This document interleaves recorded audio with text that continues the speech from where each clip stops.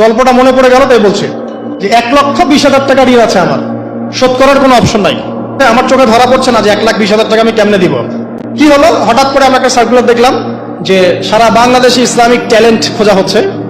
2000 এটা মনে হয় 17 কি 18 সালের কথা, হ্যাঁ 18 না, হ্যাঁ আলোকিত। তো এখন আমার ওয়াইফ বলছেন যে আপনি এটাতে অ্যাপ্লাই করেন।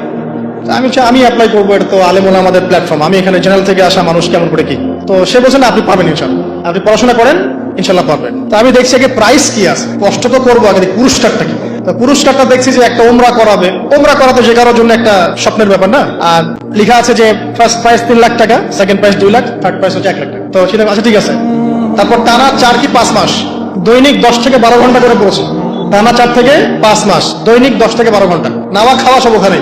আর যতটা সহজ মনে করছেন আসলে কিন্তু প্রতিযোগিতা অত সহজ নয়। আসলে যে কোনো জায়গা থেকে প্রশ্ন আসতে পারে, আকীদা, সিরাত, ইতিহাস, এটা ওইটা অনেক টপিক, প্রায় 36টা বিভাগ আছে। তো আলহামদুলিল্লাহ কিভাবে জানি আস্তে আস্তে উঠতে পারলাম। গিয়ে দেখলাম যে টিভি রাউন্ডে চলে গেছি। আমি তেমন কিছুই করি নাই, আমি শুধু পরিশ্রম করেছি, আল্লাহর কাছে বেশি থেকে বেশি দোয়া করেছি যে আল্লাহ আমার ঋণ আছে, ঋণ শোধ করতে হবে একটা।